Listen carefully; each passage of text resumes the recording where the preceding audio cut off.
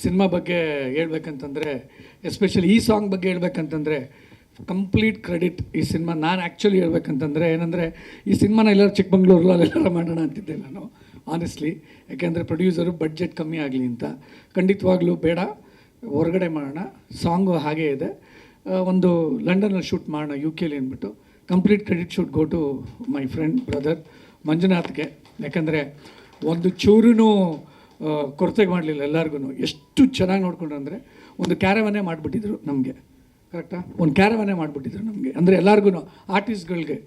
ಆಮೇಲೆ ಈ ಒಂದು ಜಾಗ ನೋಡಿದ್ರಿ ಇಲ್ಲಿ ನೀಡಲ್ ಅಂತ, ಅದು ಜಾಗಕ್ಕೆ ಹೋಗೋದಕ್ಕೆ ಇಟ್ಸ್ ನಾಟ್ ಈಸಿ. ಆ ಜಾಗಕ್ಕೆ ಹೋಗಿ ಶೂಟಿಂಗ್ ಮಾಡೋದಕ್ಕೆ ಒಂದೊಂದು ಎಕ್ವಿಪ್ಮೆಂಟ್ನು ಎಷ್ಟೋ ಕೆಳಗಡೆ ನಡ್ಕೊಂಡು ಹೋಗಬೇಕು. ಸೊ ಅಲ್ಲಿಗೆ ಎಲ್ಲರೂ ನಮ್ಮೆಲ್ಲ ಫ್ರೆಂಡ್ಸು ಎಲ್ಲರೂ, ನಮ್ಮ ಮುರಳಿ ಮಾಸ್ಟರ್ ಇರ್ಬೋದು, ಡೈರೆಕ್ಟರ್ ಇರ್ಬೋದು, ಸೊ ತುಂಬಾ ಕೋಆರ್ಡಿನೇಟ್ ಮಾಡಿ ತುಂಬ ಚೆನ್ನಾಗಿ, ಎಲ್ಲೂ ಕಾಂಪ್ರಮೈಸ್ ಆಗ್ದಲೇ ಚೆನ್ನಾಗಿ ಕೋಆರ್ಡಿನೇಟ್ ಮಾಡಿ ಈ ಸಾಂಗ್ ಇಷ್ಟು ಚೆನ್ನಾಗಿ ಬಂದಿರೋದಕ್ಕೆ ಕಾರಣ ಫಸ್ಟು ನಮ್ಮ ಮಂಜು, ಡೈರೆಕ್ಟ್ರು ಮುರಳಿ ಮಾಸ್ಟ್ರು, ಕ್ಯಾಮ್ರಾಮ್ಯಾನು, ಮ್ಯೂಸಿಕ್ಕು ಎಲ್ಲರೂ. So cinema 14th world wide release ಆಗ್ತಾಯಿದೆ. ಸೊ ವರ್ಲ್ಡ್ ವೈಡ್ ಮತ್ತು ಹಿಂದಿಯಲ್ಲೂ ರಿಲೀಸ್ ಆಗ್ತಾಯಿದೆ. ಹಿಂದಿಯಲ್ಲಿ ವಿಸಿಕಾ ಫಿಲ್ಮ್ಸ್ ಅನ್ನೋರು ಅದನ್ನು ಡಿಸ್ಟ್ರಿಬ್ಯೂಷನ್ ತೊಗೊಂಡು ಡಿಸ್ಟ್ರಿಬ್ಯೂಟ್ ಮಾಡ್ತಿದ್ದಾರೆ. ಇನ್ನೊಂದು ವಿಷಯ ಏನು ಹೇಳೋಕ್ಕೆ ಇಷ್ಟಪಡ್ತೀನಿ ಅಂದರೆ, ಇವಾಗ ನಮ್ಗೆ ಅವಾಗಲೇ ಒಂದಿಷ್ಟು ನಾರ್ತ್ ಇಂಡಿಯಾ ರೈಟ್ಸ್ಗಳು, ಅಂದರೆ ಡಿಸ್ಟ್ರಿಬ್ಯೂಷನ್ ರೈಟ್ಸ್ಗಳು ಮಾರಾಟವಾಗಿದೆ ಆವಾಗಲೇ ನಮಗೆ, ನಾರ್ತ್ ಇಂಡಿಯಾದ especially. It is already been done. And north ಇಂಡಿಯಾದಲ್ಲಿ ನಮಗೆ OTT ಅವ್ರ ಜೊತೆ ಮತ್ತು ಸ್ಯಾಟ್ಲೈಟು ಅದು ಮಾತುಕತೆ ಆಲ್ಮೋಸ್ಟ್ ಫೈನಲ್ ಸ್ಟೇಜಲ್ಲಿದೆ. ನಾವು ಮೊನ್ನೆ ಬಾಂಬೆಗೆ ಹೋಗಿ ಅದೇ ಒಂದು ಉದ್ದೇಶದಿಂದ ಅಲ್ಲಿ ಒಂದು ನಮ್ಮ ಹಿಂದಿ ವರ್ಷನ್ ಸಾಂಗ್ನ ರಿಲೀಸ್ ಮಾಡಿ, ಆಮೇಲೆ ನೆಕ್ಸ್ಟ್ ನಮ್ಮ ಎಕ್ಸಿಕ್ಯೂಟಿವ್ ಪ್ರೊಡ್ಯೂಸರ್ ದರ್ಶನ್ ಅವರು, ಡೈರೆಕ್ಟ್ರು, ಮತ್ತು ನಮ್ಮ ನಾಯ್ಡು ಎಕ್ಸಿಕ್ಯೂಟಿವ್ ಪ್ರೊಡ್ಯೂಸರ್ಸು ಇಲ್ಲಿದ್ದು ಅವ್ರ ಜೊತೆ ಮಾತಾಡ್ಕೊಂಡು ಬಂದಿದ್ದಾರೆ. ನಾವು ಇವಾಗ ಫೈನಲ್ ಕಾಲ್ ತೊಗೋಬೇಕು. ಬಟ್ ಏನಂದರೆ, ನೇಪಾಳದು ರೈಟ್ಸು ಸೇಲ್ ಆಗಿ ನಮ್ಗೆ ಆವಾಗಲೇ ಅದರದ್ದು ಕಾಸು ಬಂದಾಗಿದೆ. So that is one very good news, very good move. ಮತ್ತು ಈ ಸಿನಿಮಾನ ನಾವು ವರ್ಲ್ಡ್ ವೈಡ್, ಸೊ ನಾನೇ ಒಂದು 45 ಸಿನಿಮಾ, ಕನ್ನಡ ಸಿನಿಮಾಗಳನ್ನ ವರ್ಲ್ಡ್ ವೈಡ್ ರಿಲೀಸ್ ಮಾಡಿದ್ದೀನಿ. ಸೊ ಆದ್ದರಿಂದ ಈ ಸಿನಿಮಾನು worldwide simultaneously United States, Canada, UK, Europe, Australia, Singapore, Europe ಎಲ್ಲ ಕಡೆ ಮಾಡ್ತೀನಿ. ಆಮೇಲೆ ನನ್ನ ಸ್ನೇಹಿತ ರವಿ ಕಶ್ಯಪ್ ಇಲ್ಲಿ, ಅವರು ಪ್ರೊಡ್ಯೂಸರು, ಮತ್ತು ಅವರು international movie distributor. Actually is a legend ಅನ್ಬೋದು. ಅವರೇ ಸ್ಟಾರ್ಟ್ ಮಾಡಿದ್ದು, ಅವ್ರು ನೋಡಿ ನಾವು ಕಲ್ತ್ಕೊಂಡಿದ್ದು. So is also year. ಅವರು ನಮಗೆ ಹೆಲ್ಪ್ ಮಾಡ್ತಾರೆ ಇಂಟರ್ನ್ಯಾಷನಲಿ ಮೂವಿನ ಡಿಸ್ಟ್ರಿಬ್ಯೂಟ್ ಮಾಡೋದಕ್ಕೆ. So this is about the movie. ಬೇರೆ ಏನಾದರೂ ಕ್ವೆಶ್ಚನ್, ಎನಿಥಿಂಗ್?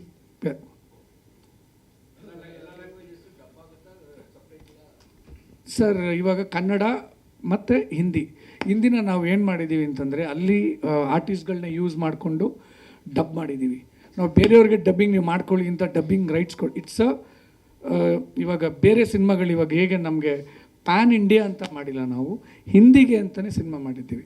ಈಗ ತಮಿಳು, ತೆಲುಗುಗೆಲ್ಲ ಡಬ್ಬಿಂಗ್ ರೈಟ್ಸ್ನ we will sell it. But ಹಿಂದಿನ we have spent money, we have use the dubbing ಆರ್ಟಿಸ್ಟ್ಗಳನ್ನ ಯೂಸ್ ಮಾಡಿಕೊಂಡು, ಸಿಂಗರ್ಸ್ಗಳನ್ನ ಯೂಸ್ ಮಾಡಿಕೊಂಡು ನಾವೇ ಎಲ್ಲ ಕೆಲಸಗಳನ್ನ ಮಾಡಿ ಇವಾಗ ಅದು ಒಂದು ಇವಾಗ Hindi content cinema. Raju James bond ಒಂದು ಹಿಂದಿ ಕಂಟೆಂಟು ಹಿಂದಿಯಲ್ಲಿ ರಿಲೀಸ್ ಮಾಡ್ತಿದ್ದೀವಿ. ಏನು ಸರ್? ಹೌದು ಸರ್, ಬಾಂಬೆಲಾಗುತ್ತೆ, ಎಂಟೈರ್ ನಾರ್ತ್ ಇಂಡಿಯಾಲಾಗುತ್ತೆ. ನಮ್ಮದೆಲ್ಲ ಥಿಯೇಟ್ರ್ ಲಿಸ್ಟು ಎಲ್ಲ ಲಿಸ್ಟ್ ಇದೆಲ್ಲ, ಎವ್ರಿಥಿಂಗ್ ಇಸ್ ರೆಡಿ ಆ್ಯಕ್ಚುಲಿ. ಹಾಂ, 2 ಭಾಷೆ ಸರ್, ಒಂದು ಕನ್ನಡ, ಒಂದು ಹಿಂದಿ. ತಮಿಳು, ತೆಲುಗು ರೈಟ್ಸ್ ಯಾರು ಬಂದು ತೊಗೊಂಡು ಅವತ್ತೇ ರಿಲೀಸ್ ಮಾಡ್ಕೋತೀನಿ ಅಂದರೆ ಮಾಡ್ಬೋದು. ಆ್ಯಸ್ ಆಫ್ ನೌ ನಾವುಗಳು as a producers we are releasing it in Kannada and Hindi. Okay, fine, good question sir, ಎಲ್ಲರೂ ಕೇಳ್ತಾ ಇದ್ದಾರೆ. ಸೊ ಏನಂತಂದರೆ, ಸಿನಿಮಾ ರೆಡಿ ಆಗಿದ್ದಕ್ಕಿಂತ ಹೆಚ್ಚಾಗಿ ಏನಾಯ್ತಂದರೆ, ನಮಗೆ ಎಷ್ಟು ದಿನಗಳ ಒಂದು ಮ್ಯಾಕ್ಸಿಮಮ್ ಒಂದು 1.5-2 years ಡಿಲೇ ಆಗಿರ್ಬೋದು. This is mainly because of the Covid. ನಾವು ನೋಡಿ ಫಸ್ಟ್ ಟೈಮು ಈಗ ಒಂದು ಸಿನಿಮಾ ಮಾಡಿದ್ದೀವಿ, ತುಂಬ ಚೆನ್ನಾಗಿ ಮಾಡಿದ್ದೀವಿ. ಇಟ್ಸ್ ನಮ್ಮದು ಡ್ರೀಮ್. ಸುಮ್ಮನೆ ಇವಾಗ ಸಿನಿಮಾ ಕಂಟೆಂಟ್ ಫ್ರೆಶ್ ಆಗಿದೆ, ಆಮೇಲೆ ಒಳ್ಳೆ ಆ್ಯಕ್ಟರ್ಸ್ಗಳಿದ್ದಾರೆ. ಇವಾಗ ಕೋವಿಡ್ ಟೈಮಲ್ಲಿ, ಕೋವಿಡ್ ಮುಗಿದ ಮೇಲೂ ಅಷ್ಟೇ ಈಗ ಎಷ್ಟೋ ಸಿನಿಮಾಗಳು ಬಂದವು. ಸೊ ಅನ್ನೆಸೆಸರಿಯಾಗಿ ಒಳ್ಳೆ ಸಿನಿಮಾಗಳು ನಿಂತ್ಕೊಳ್ಳಿಲ್ಲ ಥಿಯೇಟ್ರ್ಗಳಲ್ಲಿ, ಅದೇ ಆದ ಒಂದು ಕಾರಣಗಳಿಂದ ಒಳ್ಳೊಳ್ಳೆ ಸಿನಿಮಾಗಳು. ಸೊ ಆ ರೀತಿ ಆಗೋದು ಬೇಡ ಅಂದ್ಬಿಟ್ಟು ನಾವು ಸ್ವಲ್ಪ ವೆಯ್ಟ್ ಮಾಡಿ, ಆಮೇಲೆ ಸ್ವಲ್ಪ ಕಂಟೆಂಟ್ನ ರೀಶೂಟ್ ಮಾಡಿದ್ವಿ. ಈಗ ಯಾಕೆ ಹೊಸ್ದಾಗಿ ಬೇಕಾಗಿತ್ತು ಒಂದು ಸ್ವಲ್ಪ ಕಂಟೆಂಟು, ನಮ್ಮ ಡೈರೆಕ್ಟರ್ ಹೇಳಿದ್ರು ಒಂದು ಸ್ವಲ್ಪ ಇದೆಲ್ಲ ರೀಶೂಟ್ ಮಾಡೋಣ ಸರ್ ಅಂತ. Then we reshooted it again. So ಅದು ಒಂದು ಸ್ವಲ್ಪ ಟೈಮ್ ತೊಗೊಂತು.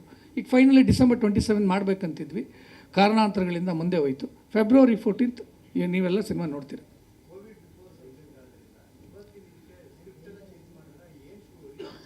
ಸೊ ಇದು ಕೋವಿಡ್ ಬಿಫೋರ್ ಸಬ್ಜೆಕ್ಟೇ ಅಲ್ಲ, ಇದು ಯೂನಿವರ್ಸಲ್ ಸಬ್ಜೆಕ್ಟು. ಇದನ್ನು 2029 ಮಾಡ್ಬೋದು, 2030 ಮಾಡ್ಬೋದು, 2015 ಮಾಡ್ಬೋದಿತ್ತು. ಸೊ ಈ ಕಂಟೆಂಟ್ ಹೆಂಗಿದೆ ಅಂತಂದರೆ it's a universal content, it's an evergreen content. Sir comedy 1960s ಬರ್ತಿತ್ತು, ಕರೆಕ್ಟಾ? ನೀವು ನೋಡ್ತಾ ಇದ್ರಿ, ನಗ್ತಾ ಇದ್ರಿ. 2025 ಇದ್ದೀವಿ, ಕಾಮಿಡಿ ಸಿನಿಮಾ ಈಗಲೂ ನೋಡ್ತೀರಾ, ಈಗಲೂ ನಗ್ತೀರಾ. Same genre sir, it's a comedy plus thriller. ಅವ್ರು ಹೇಳಿದ್ರಲ್ಲ ಆವಾಗಲೇ ಒಂದು ಕಂಟೆಂಟ್ ಇದೆ ಅಂತ ಒಂದು ಸಿನಿಮಾದು, ಆ ಕಂಟೆಂಟ್ನ ನಾನು ರಿವೀಲ್ ಮಾಡೋಕ್ಕಾಗೋದಿಲ್ಲ. That's the main content of our movie. So ಅದು ಕಂಟೆಂಟು ಪ್ಲಸ್ ಕಾಮಿಡಿ ಜಾನರು ಯಾವಾಗ ಕೊಟ್ಟರು ಸಿನಿಮಾ ನೋಡ್ತಾರೆ. ಇವಾಗ ನೀವು 1960 ಇದು ಕನ್ನಡ ಗೋಲ್ಮಾಲ್ ರಾಧಾಕೃಷ್ಣ ಅಂತ ಒಂದು ಸಿನಿಮಾ ಬಂತು, ಈಗಲೂ ನೋಡ್ರೆ ನಗ್ತೀರಾ ಅಲ್ವಾ? ಕರೆಕ್ಟಾ? Same like that. ಇನ್ನೂ 25 ವರ್ಷ ಆದರೂ ಈ ಸಿನಿಮಾ ನನ್ನ ಪ್ರಕಾರ ಜನ ನೋಡ್ಬೋದು, ನಗ್ಬೋದು. ಏನಾದರೂ ಪ್ರಶ್ನೆ? ಮಾತಾಡ. ಎಲ್ಲ ಕಿರಣ್ ಮಾತಾಡ್ಬಿಟ್ಟಿದ್ದಾರೆ. ನಂದೊಂದು ಪ್ರಶ್ನೆ ಇದೆ ಸರ್. ಕಿರಣ್ ಅವ್ರು ಹೇಳಿದ್ರು, ನೀವು ಹೇಳಿದ್ದಂತೆ ಸಾಂಗನ್ನ ಫಾರಿನಲ್ಲಿ ಶೂಟ್ ಮಾಡೋಣ ಅಂತ. ಸಾಂಗ್ ಶೂಟಿಂಗ್ ಏನೋ ಫಾರಿನಲ್ಲಿ ಮಾಡಿದ್ದೀರಾ, ಸಾಂಗ್ ಲಾಂಚ್ ಫಾರಿನಲ್ಲೇ ಮಾಡ್ಬೋದಿತ್ತೇನೋ? ನಿಮ್ಮ ಕೃಪಾ ಕಟಾಕ್ಷ ಇದ್ದಿದ್ರೆ ನಾವು ಎಲ್ಲರೂ ಫಾರಿನ್ಗೆ ಬಂದು ಸಾಂಗ್ ಲಾಂಚ್ ಮಾಡ್ತಿದ್ವಿ. ನಮ್ದು ಬೆಂಗಳೂರಲ್ಲಿ ಮಾಡಿ, ನೀವು ಮಾತ್ರ ಇಂಟರ್ನ್ಯಾಷನಲ್ ಅಲ್ಲಿ ಸಾಂಗ್ ಲಾಂಚ್ ಮಾಡಿ ನೋಡಿ. ಒಂದು ಕಣ್ಣಿಗೆ ಬೆಣ್ಣೆ, ಒಂದು ಕಣ್ಣಿಗೆ ಸುಣ್ಣ. 5 ಜನ ಆದರೆ ಕರ್ಕೊಂಡು ಹೋಗ್ಬೋದಿತ್ತು, ಬಟ್ ನಮ್ಮ ಪ್ರೆಸ್ ಮೀಟ್ನವರು 50 ಜನ ಇದ್ದಾರೆ. So yeah, why not, like ಅದೇ ಥರ ಆಯಿತು ಅಂತಂದರೆ, ನಮ್ಮ ಪ್ರೊಡಕ್ಷನ್ ದೊಡ್ಡದಾಗಿ ಬೆಳೀತು ಅಂದರೆ ಖಂಡಿತವಾಗಿ ಕರ್ಕೊಂಡು ಹೋಗೋಣ. ಸೊ ಅದಕ್ಕೇನು ತೊಂದರೆ ಇಲ್ಲ. ಲಾಸ್ಟ್ ಟೈಮ್ ನಾವು ಒಂದು 25 ಜನ ಹೋಗಿದ್ವಲ್ವ ಟೀಮ್. ಸೊ ಇನ್ನೊಂದು 50 ಜನ ಹೋಗೋಕ್ಕೆ ಏನು ತೊಂದರೆ ಏನಿಲ್ಲ. ಥ್ಯಾಂಕ್ಸ್ ಎಲ್ಲ ಮೀಡಿಯಾದವ್ರಿಗೆ. ನಾವು ಕರೆದಾಗೆಲ್ಲ ಬರ್ತಾಯಿದ್ದೀರಾ, ಪಾಪ ನಮ್ಮ ಬಗ್ಗೆ ಬರಿತಾ ಇದ್ದೀರಾ, ತುಂಬ ಖುಷಿ ಆಗುತ್ತೆ. ನಿಮ್ಮ ಸಪೋರ್ಟ್ ಮಾಡ್ತಾಯಿದ್ದೀರಾ. ಸೊ ಹಾಗೇ ಸಪೋರ್ಟ್ ಮಾಡಿ. ಇವ್ರು ಹೇಳ್ದಾಗೆ ಮುಂದೆ ಕೂತ್ಕೊಂಡಿರೋ ಇವರಿಬ್ಬರು ಜೋಡಿ ಎತ್ತರ ನಮಗೆ ತುಂಬ ಚೆನ್ನಾಗಿ ಸಪೋರ್ಟ್ ಮಾಡಿದ್ದೀರಾ. ಒಳ್ಳೊಳ್ಳೆ ಫೋಟೋಸ್ ತೆಗೆದು ಚೆನ್ನಾಗಿ ಹಾಕಿದ್ದೀರಾ ಮೀಡಿಯಾದಲ್ಲಿ. ತುಂಬ ಥ್ಯಾಂಕ್ಸ್. ಸೊ ಇನ್ನೇನು ಹೇಳ್ಬೇಕು, ಎಲ್ಲರೂ ಮಾತಾಡ್ಬಿಟ್ಟಿದ್ದಾರೆ. ಒಂದೇನಂತಂದರೆ, ಮೂವಿ 14th ಫೈನಲಿ ರಿಲೀಸ್ ಮಾಡೋಣ ಅಂತ ಪ್ಲ್ಯಾನ್ ಮಾಡ್ತಿದ್ದೆ. ಅಗೇನ್ ಅದೇ ಸೇಮ್ ಥಿಯೇಟ್ರಿಕಲ್ ಸೆಟಪ್ಗೋಸ್ಕರ ನಮ್ಮ ಸತ್ಯವರು ಓಡಾಡ್ತಾ ಇದ್ದಾರೆ, ಕಷ್ಟಪಡ್ತಾ ಇದ್ದಾರೆ. ಬನ್ನಿ ಸತ್ಯವರೇ. ಅದೇ ಮೀಡಿಯಾದವ್ರಿಗೆ ಇಂಟ್ರೊಡ್ಯೂಸ್ ಮಾಡೋಣ ಅಂತ ನಮ್ಮ ಸಿನಿಮಾನ ಕರ್ನಾಟಕಾದ್ಯಂತ ಸತ್ಯ ಪಿಕ್ಚರ್ಸ್ ಬನ್ನಿ, ಅವರು ಸತ್ಯ ಅವರು ಡಿಸ್ಟ್ರಿಬ್ಯೂಟ್ ಮಾಡ್ತಿದ್ದಾರೆ. ಸರ್ ಬನ್ನಿ ಸರ್, ಹೇಳಿ ಸರ್. ಸತ್ಯ ಅವರೇ ಒಂದೆರಡು ಮಾತಾಡ್ತಾರೆ. ನೀವೆಲ್ಲ ಏನು ಕ್ವಶನ್ಸ್ ಇದೆ ಅವ್ರಿಗೆ ಕೇಳ್ಬೋದು. ಇವರಿಬ್ಬರು ನಮಗೀಗ ಚೆನ್ನಾಗಿ ಸಪೋರ್ಟ್ ಆಗಿದ್ದಾರೆ, ತುಂಬ ನಂಬಿಕೆ ಇದೆ ಇವ್ರ ಮೇಲೆ. ಸೊ ಇವ್ರು ಹೇಗೆ ಥಿಯೇಟ್ರ್ ನಿಲ್ಲಿಸ್ಕೊಡ್ತಾರೋ ನಮಗೆ ಅದ್ರ ಮೇಲೆ ನಮ್ಮ ಮೂವಿ ನಿಂತ್ಕೊಳ್ಳುತ್ತೆ. ಸೊ ಯಾ, ಸತ್ಯ ಅವರೇ. ಎಲ್ಲರಿಗೂ ನಮಸ್ಕಾರ. ನಂದು ಮತ್ತು ದೀಪಕ್ದು ಹೆಚ್ಚು ಕಮ್ಮಿ ಒಂದು 10-12 ವರ್ಷದ ಮೇಲಿನ ಜರ್ನಿ. ಅಂದರೆ ನಾನು ನಾಗಭರಣ ಸರ್ ಹತ್ರ ಅಸಿಸ್ಟೆಂಟ್ ಡೈರೆಕ್ಟರ್ ಆಗಿದ್ದಾಗ, ಅವರು ಉಪೇಂದ್ರ ಸರ್ ಹತ್ರ ಅಸಿಸ್ಟೆಂಟ್ ಡೈರೆಕ್ಟರ್ ಆಗಿದ್ದಾಗ ನಾವಿಬ್ಬರು ಮೀಟಾಗಿ, ನಾನು ಮಾಡ್ಕೊಂಡಿರೋ ಕಥೆನೂ ಮತ್ತು ಅವ್ರು ಮಾಡ್ಕೊಂಡಿರೋ ಕಥೆನೂ ಸೇಮ್ ಇತ್ತು ಅಂತ ನಮ್ಮಿಬ್ರನ್ನ ಕಲ್ಯಾಣ್ ಸರ್ ಮೀಟ್ ಮಾಡಿಸಿದ್ರು. ನೀವಿಬ್ಬರು ಒಂದೇ ಥರ ಕತೆ ಮಾಡ್ಕೊಂಡ್ಬಿಟ್ಟಿದ್ದೀರಾ, ನೋಡ್ಕೊಂಡು ಸಿನಿಮಾ ಮಾಡಿ ಅಂತ. ಸೊ ಹಂಗೆ ಪರಿಚಯ ಆಗಿದ್ದು ನಾನು ದೀಪಕ್ಕು. ಆವಾಗಿಂದ ನಮ್ಮಿಬ್ರದ್ದು ಜರ್ನಿ, ಅಂದರೆ ನಾವಿಬ್ಬರು ರೂಮ್ಮೇಟ್ಸ್ ಆಗಿದ್ವಿ, ಕಂಟಿನ್ಯೂಸ್ ಆಗಿ ಸಿನಿಮಾಗಳು ಮಾತಾಡ್ತಾ ಇದ್ವಿ. ಆಮೇಲೆ ದೀಪಕ್ ಭಾಗ್ಯರಾಜ್ ಅಂತ ಟ್ರಾವೆಲ್ ಮಾಡಿದ್ರು, ನಾನು ಈ ಕಡೆ ರಾಮಾರಾಮರೇ ಅಂತ ಟ್ರಾವೆಲ್ ಮಾಡಿದೆ. ಸೊ ಆವಾಗ ನಾನು ಕತೆ ಮಾಡಿಕೊಂಡು ನಿರ್ಮಾಪಕರುಗಳನ್ನು ಹುಡುಕಿ ಯಾರೂ ನಿರ್ಮಾಪಕರುಗಳು ಸಿಗ್ತಲೇ, ಸರಿ ನಾವೇ ಸಿನಿಮಾ ಮಾಡೋಣ ಅಂತ ನಾವೇ ನಿರ್ಮಾಣ ಮಾಡಿಕೊಂಡು ಮಾಡಿದ್ದು ಸಿನಿಮಾ ರಾಮಾರಾಮರೇ. ಹಾಗೆ ರಾಮಾರಾಮರೇ ಆದಮೇಲೆ ಒಂದಲ್ಲ ಎರಡಲ್ಲ, ಆ ಟೈಮಲ್ಲಿ ನಾನು ದುಡ್ಡು ಹಾಕಿ ಎಲ್ಲೆಲ್ಲಿಂದನೋ ದುಡ್ಡು ತೊಗೊಂಬಂದು, ಯಾರ್ಯಾರ ಹತ್ರನೋ ದುಡ್ಡು ಇಸ್ಕೊಂಬಂದು ಒಂದೊಂದು 2 ವರ್ಷ ಕಷ್ಟಪಟ್ಟು ಸಿನಿಮಾ ಮಾಡಿ, ಸಿನಿಮಾ ಎಲ್ಲ ರಿಲೀಸ್ ಮಾಡೋ ಟೈಮಿಗೆ ಡಿಸ್ಟ್ರಿಬ್ಯೂಟ್ರ್ ಹತ್ರ ಹೋಗಬೇಕು. ಯಾಕಂದರೆ ಅದು ಆ್ಯಕ್ಚುಲಿ ಮೇಯ್ನು. ಸಿನಿಮಾ ಮಾಡೋದು ನಿಜವಾಗ್ಲೂ ಮೇಯ್ನ್ ಅಲ್ಲ, ಸಿನಿಮಾನ ವ್ಯಾಪಾರ ಮಾಡೋದು ಮೇಯ್ನು. ಸೊ ನನಗೆ ಅವಾಗ ಅನಿಸಿದ್ದು, ನಾನು ಇಷ್ಟೆಲ್ಲ ಸಾಲ ಮಾಡಿ ಇಷ್ಟೆಲ್ಲ ರಿಸ್ಕ್ ತೊಗೊಂಡು ಸಿನಿಮಾ ಮಾಡ್ತಾಯಿದ್ದೀನಿ, ಬಟ್ ಸಿನಿಮಾ ವ್ಯಾಪಾರನೇ ಗೊತ್ತಾಗ್ತಾ ಇಲ್ವಲ್ಲ ನನಗೆ. ಅಂದರೆ ಸಿನಿಮಾ ಡಿಸ್ಟ್ರಿಬ್ಯೂಷನ್ ಹೆಂಗಾಗತ್ತೆ, ದುಡ್ಡು ಹೆಂಗೆ ಬರುತ್ತೆ, ಯಾರ ಹತ್ರ ಏನು ಮಾತಾಡಬೇಕು, ಥಿಯೇಟ್ರ್ ಸೆಟಪ್ ಹೆಂಗಾಗತ್ತೆ, ಏನೂ ಗೊತ್ತಿಲ್ಲದಲ್ಲೇ ಬ್ಲೈಂಡಾಗಿ ಸಿನಿಮಾಗೆ ದುಡ್ಡು ಹಾಕ್ತಾ ಇದ್ದೀನಲ್ಲ ಅಂತ ಡಿಸೈಡ್ ಮಾಡಿ, ಸರಿ ನಾನು ಡಿಸ್ಟ್ರಿಬ್ಯೂಷನ್ನು ಕಲ್ತ್ಕೊಂಬೋಣ, ಡಿಸ್ಟ್ರಿಬ್ಯೂಷನ್ನು ಸ್ಟಾರ್ಟ್ ಮಾಡೋಣ ಅಂತ 2021-22 ಇಸ್ವಿಲಿ ನಾನು ಡಿಸ್ಟ್ರಿಬ್ಯೂಷನ್ ಸ್ಟಾರ್ಟ್ ಮಾಡಿದ್ದು, ಸತ್ಯ ಸಿನಿ ಡಿಸ್ಟ್ರಿಬ್ಯೂಷನ್ ಅಂತ. ಸೊ ಅವಾಗಿಂದ ಒಂದು 45ಕ್ಕೂ ಹೆಚ್ಚು ಕನ್ನಡ ಸಿನಿಮಾಗಳನ್ನ ಡಿಸ್ಟ್ರಿಬ್ಯೂಟ್ ಮಾಡಿದ್ವಿ. ನನ್ನ ಇಂಟೆನ್ಷನ್ ಏನಂದರೆ ಡಿಸ್ಟ್ರಿಬ್ಯೂಷನ್ ಅನ್ನೋದು ನಿಜವಾಗ್ಲೂ ಎಲ್ಲ ನಿರ್ಮಾಪಕರುಗಳಿಗೂ ಎಲ್ಲ ನಿರ್ದೇಶಕರುಗಳಿಗೂ ಅದ್ರ ಐಡಿಯಾ ಇರಬೇಕು ಅಂತ. What is distribution? ಯಾರಿಗೂ ತುಂಬ ಜನಕ್ಕೆ, ಈಗ ನಾನು ಸಿನಿಮಾ ಮಾಡಿದಾಗ ನನಗೂ ನಿಜವಾಗ್ಲೂ ಗೊತ್ತಿರಲಿಲ್ಲ ಡಿಸ್ಟ್ರಿಬ್ಯೂಷನ್ ಅಂದರೆ ಏನು, ಹೆಂಗಾಗತ್ತೆ, ಅದ್ರ ಪ್ರೋಸೆಸ್ ಏನು, ಎಲ್ಲೆಲ್ಲಿ ದುಡ್ಡು ಕೊಡ್ತೀವಿ, ದುಡ್ಡು ಹೆಂಗೆ ಬರುತ್ತೆ, ಥಿಯೇಟ್ರ್ ಸೆಟಪ್ ಅಂದ್ರೇನು, ಯಾಕೆ ಥಿಯೇಟ್ರ್ಗಳು ಸಿಗ್ತಾ ಇಲ್ಲ, ಥಿಯೇಟ್ರ್ಗಳು ಸಿಗದೇ ಇರೋದಕ್ಕೆ ಕಾರಣ ಏನು, ಸರಿ ಸಿಗದೇ ಇರೋ ಥಿಯೇಟ್ರ್ಗಳನ್ನ ವಾಪಸ್ ತಗೊಳ್ಳೋದು ಹೆಂಗೆ. ಸೊ ಈ ಥರ ಒಂದು 1000 ಇದೆ. ಕೂತ್ಕೊಂಡು ಕತೆ ಬರಿತೀವಿ, 2 ವರ್ಷ ಸ್ಕ್ರಿಪ್ಟ್ ಡಿಸ್ಕಷನ್ ಮಾಡ್ತೀವಿ, ಸಾಲ ಸೋಲ ತೊಗೊಂಬಂದು ಸಿನಿಮಾ ಮಾಡ್ತೀವಿ. ಬಟ್ ವ್ಯಾಪಾರ ಹೆಂಗೆ ಮಾಡೋದು ಅನ್ನೋದೇ ಗೊತ್ತಿಲ್ಲದಲೇ ಈ ಬಿಸ್ನೆಸ್ ಮಾಡೋದಿದೆಯಲ್ಲ ತುಂಬ ರಿಸ್ಕಿ ಜಾಬು. ಸೊ ಇದು ನನ್ನಿಂದ ಒಂದು ಸ್ವಲ್ಪ ಬೇಸಿಕ್ಕಾಗಿ ತಿಳ್ಕೊಂಡ್ರೆ ತುಂಬ ಜನಕ್ಕೆ ಈ ವಿಷಯ ನಾನು ಹೇಳ್ಬೋದು, ಇದು ಡಿಸ್ಟ್ರಿಬ್ಯೂಷನ್ನು, ಈ ಥರ ಮಾಡಬೇಕು ಡಿಸ್ಟ್ರಿಬ್ಯೂಷನ್ ಅಂತ ಹೇಳ್ಬೋದು ಅನ್ನೋ ಒಂದೇ ಕಾರಣಕ್ಕೆ ನಾನು ಡಿಸ್ಟ್ರಿಬ್ಯೂಷನ್ ಕಲ್ತ್ಕೊಳ್ಳೋಕ್ಕೆ ಶುರು ಮಾಡಿದ್ದು. ಬಟ್ ನಾನಿಬ್ಬರು ನಿರ್ಮಾಪಕರಿಗೂ ಹೇಳ್ತೀನಿ, ಸಿನಿಮಾ ಡಿಸ್ಟ್ರಿಬ್ಯೂಷನ್ನು ಕೇಕ್ ವಾಕ್ ಅಂತೂ ಅಲ್ವೇ ಅಲ್ಲ ಸರ್, ಖಂಡಿತ. ಇವತ್ತು ನಾವೆಲ್ಲ ಹಿಂಗೆ ಖುಷಿಯಾಗಿ ಇಲ್ಲೆಲ್ಲ ಇದ್ದೀವಿ, ಆದರೆ ಮೋಸ್ಟ್ಲಿ ಫೆಬ್ರವರಿ 1ನೇ ತಾರೀಕಿಂದ ಸ್ಟಾರ್ಟ್ ಆಗುತ್ತೆ ನಮ್ಮದು ಆ್ಯಕ್ಚುಲಿ ಜೀವನ ಏನು ಅಂತ. ನೆನ್ನೆನೂ ನಾನು ನ್ಯೂಸಲ್ಲಿ ನೋಡ್ತಾ ಇದ್ದೆ, ಒಂದು ಕನ್ನಡ ಸಿನಿಮಾಕ್ಕೆ ಥಿಯೇಟ್ರ್ ಸಿಗ್ತಾ ಇಲ್ಲ ಅಂತ. ಈ ಥಿಯೇಟ್ರ್ ಸಿಗ್ತಾ ಇಲ್ಲ, ಕನ್ನಡ ಸಿನಿಮಾಗಳಿಗೆ ಮೋಸ ಆಗ್ತಾ ಇದೆ ಅನ್ನೋದು ಇವತ್ತು ನೆನ್ನೆದಲ್ಲ. ನಾನು ಸಿನಿಮಾ ಇಂಡಸ್ಟ್ರಿಗೆ ಬರೋಕ್ಕೆ ಮುಂಚೆಯಿಂದನೂ ಇರುವಂಥ ಸಮಸ್ಯೆ. ಬಟ್ ಅದು ಬರೀ ಸಮಸ್ಯೆನೇ ಮಾತಾಡ್ತಾ ಇದ್ದೀವಿ ಎಲ್ಲರೂ ಅನ್ನೋದು ಬಿಟ್ಟರೆ ಅದಕ್ಕೇನು ಸೊಲ್ಯೂಷನ್ ಅಂತ ಯಾರೂ ಮಾತಾಡ್ತಾ ಇಲ್ಲ.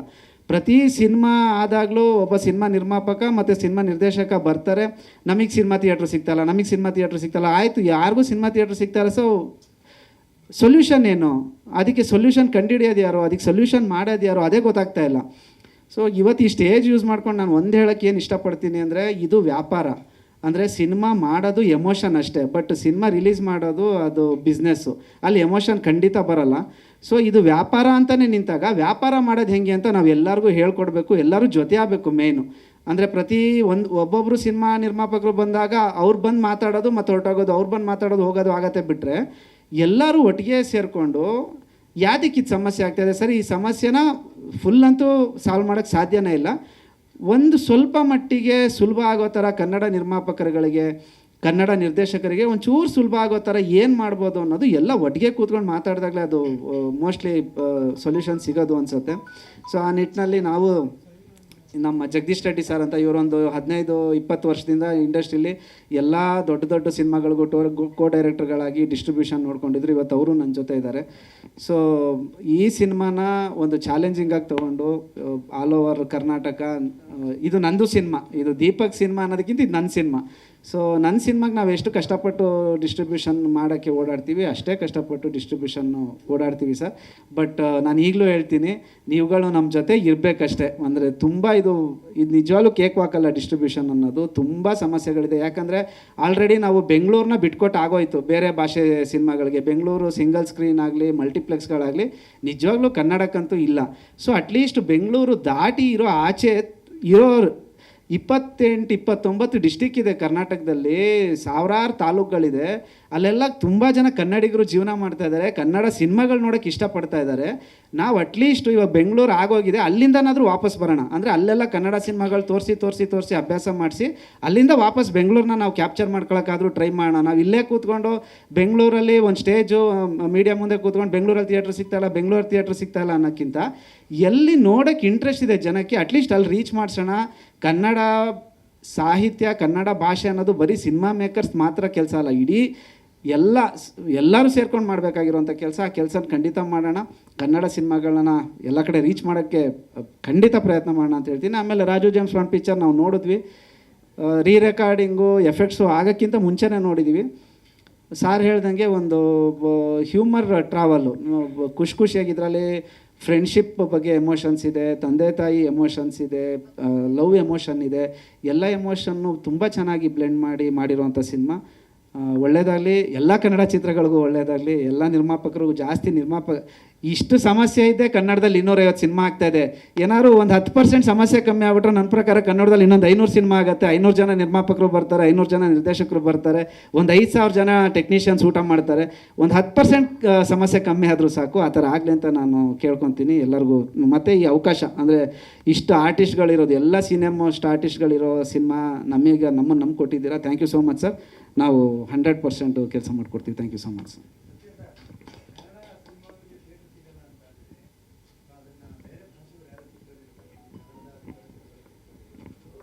ಸರ್ ಅದು ಖಂಡಿತ ಏನಾಗತ್ತೆ ಅಂದರೆ ಬೇರೆ ಭಾಷೆಯವರು ಕಿತ್ಕೊಂಡಿದ್ದಾರೆ ಅಂತಲ್ಲ. ಇವಾಗ ಏನಾಗಿದೆ ಅಂದರೆ ಒಂದು ಸರ್ವೆ ಅಂತ ಮಾಡಿದ್ರೆ ಎಕ್ಸ್ಪೆಷಲಿ ಬೆಂಗಳೂರು ಸರ್, ಬೆಂಗಳೂರಲ್ಲಿ ಕನ್ನಡ ಆಡಿಯನ್ಸು ಕಮ್ಮಿ ಇದ್ದಾರೆ ಸರ್. ಅದು ನಾವು ಒಪ್ಕೋಬೇಕು. ಯಾಕಂದರೆ ಕರ್ನಾಟಕದವ್ರು ತುಂಬ ಕಮ್ಮಿ ಇದ್ದಾರೆ ಸರ್ ಬೆಂಗಳೂರಲ್ಲಿ, ಒಂದು 20-30% ಇರ್ಬೋದು ಅಷ್ಟೇ.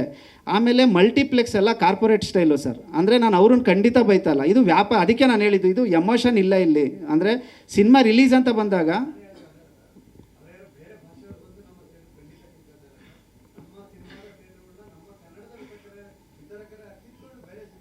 ಹೌದೌದು. ಇವಾಗ ಅದೇ ನಾನು ಹೇಳಿದ್ದು, ಅದೇ ನಾನು ಹೇಳ್ತಾ ಇರೋದು ಸರ್. ಅಂದರೆ ಈಗ ನಾನು ಇಲ್ಲಿ ಕೂತ್ಕೊಂಡು ಮಾತಾಡೋ ಬದಲು ಎಲ್ಲರೂ ಸೇರಬೇಕು. ಇವಾಗ ನಾವು ಇಲ್ಲಿವರೆಗೂ ಪ್ರಾಬ್ಲಮ್ ಇದೆ ಅಂತ ಇದೀವಿ ಬಿಟ್ರೆ, ನಾನು ಇನ್ಯಾರಾದರೂ ವಿತರಕರ ಹತ್ರ ಹೋಗ್ತೀನಿ ಅಂದ್ಕೊಳ್ಳಿ, ಅವ್ರು ಬೇರೆ ಭಾಷೆ ವಿತರಣೆ ಮಾಡ್ತಾರೆ ಅಂದರೆ ಅವ್ರು ಖಂಡಿತ ಒಪ್ಪಲ್ಲ. ನಾನೇನಿಗೆ ಕಡಿಮೆ ಶೋಗಳು ಮಾಡಲಿ ಗುರು, ದುಡ್ಡು ಬರುತ್ತೆ ನನಗೆ ಅಂತಾರೆ.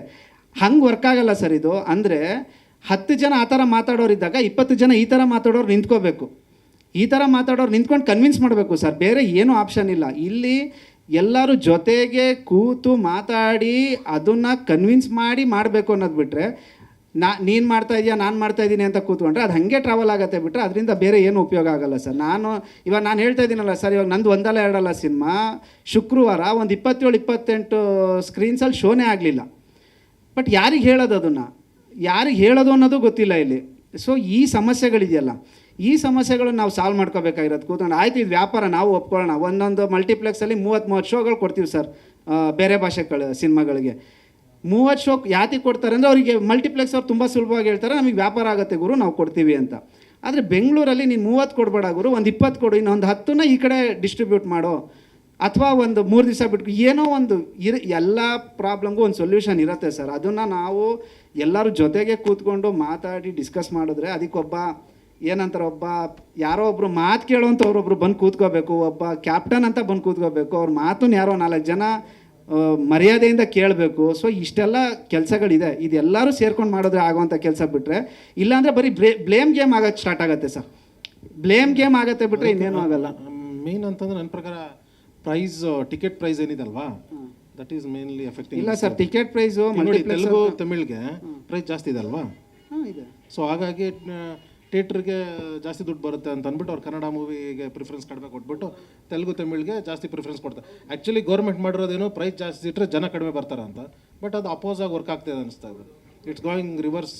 ಆಮೇಲೆ ನಾನು ಮಲ್ಟಿಪ್ಲೆಕ್ಸ್ ಮ್ಯಾನೇಜರ್ ನೋಡಿ, ನೀವು ಕನ್ನಡ ಮೂವಿ ಹಾಕಿದ್ರೆ ಥಿಯೇಟ್ರ್ ನಿಮಗೆ ಕಲೆಕ್ಷನ್ಸ್ ಬರಲ್ಲ,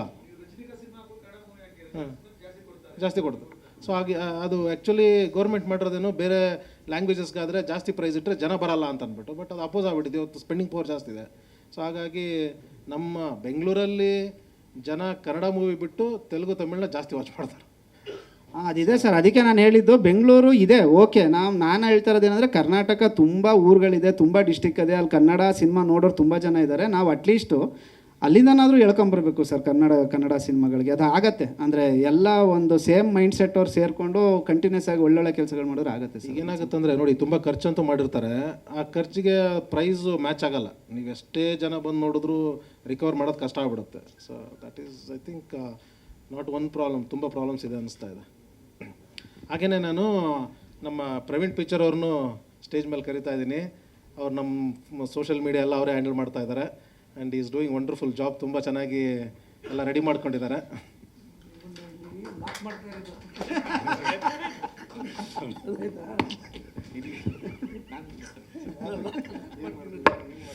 ಎಲ್ಲರಿಗೂ ನಮಸ್ಕಾರ. ಮಂಜು ಸರ್, ಕಿರಣ್ ಸರು ತುಂಬ ವರ್ಷಗಳಿಂದ ಗೊತ್ತು. ಆ್ಯಂಡ್ ಗುರು ನನ್ನ ಫ್ರೆಂಡು. ಈ ಸಿನಿಮಾ ಶುರುವಾದಾಗಿಂದ ಗೊತ್ತು. ದೀಪಕ್ಕು ನಾವೆಲ್ಲ ಸಾಕಷ್ಟು ವರ್ಷಗಳಿಂದ ಗೊತ್ತು. ಈ ಸಿನಿಮಾ ರಿಲೀಸ್ ಮಾಡಬೇಕು ಅಂತಂದಾಗ ಒಂದಷ್ಟು ಕೆಲಸಗಳಿಗೆ ನನ್ನೂ ಇನ್ವಾಲ್ವ್ ಮಾಡಿಕೊಂಡ್ರು. ಸೊ ಹಾಗಾಗಿ ಒಂದು ತಂಡವಾಗಿ ಈ ಸಿನಿಮಾ ಕೆಲಸ ಮಾಡ್ತಾಯಿದ್ದೀನಿ. ತುಂಬ ಚೆನ್ನಾಗಿದೆ ಸಿನಿಮಾ ನೋಡಿದ್ದೀನಿ. ತುಂಬ ಪ್ರಾಮಿಸಿಂಗ್ ಆಗಿದೆ. ಮಜಾ ಮಾಡುತ್ತೆ, ಅಂದರೆ ಮಜಾ ಮಾಡ್ತಾರೆ ಪ್ರೇಕ್ಷಕರು, ಅದಂತೂ ಸತ್ಯ. ಆ ಥರದ್ದೊಂದು ಎಂಟರ್ಟೈನ್ಮೆಂಟ್ ಪ್ಯಾಕೇಜು. ಆ್ಯಂಡ್ ಸತ್ಯ ಅವರು ಡಿಸ್ಟ್ರಿಬ್ಯೂಟ್ ಮಾಡ್ತಿದ್ದಾರೆ. ಸೊ ಅವ್ರದ್ದು ಸತ್ಯ ಪಿಕ್ಚರ್ಸು ತುಂಬ ಅಚ್ಚುಕಟ್ಟಾಗಿ ಒಂದು, ಈಗಾಗಲೇ ಸತ್ಯ ಕೇಳ್ತಾ ಇದ್ದ ಈ ಡಿಸ್ಟ್ರಿಬ್ಯೂಷನ್ ವಿಚಾರ ಇದಲ್ಲ, ಆ ಥರದ್ದನ್ನೆಲ್ಲ ತುಂಬ ಸ್ಟಡಿ ಮಾಡಿ ತುಂಬ ಪ್ರೊಫೆಷ್ನಲಾಗಿ ಮಾಡ್ತಿದ್ದಾರೆ. ತುಂಬ ಚೆನ್ನಾಗಾಗುತ್ತೆ ಅಂತ ಈ ಪಿಕ್ಚರ್ ಅಂತ ನನ್ನ ಒಂದು ಅನಿಸಿಕೆ. ಎಲ್ಲರಿಗೂ ಒಳ್ಳೆಯದಾಗಲಿ. Thank you.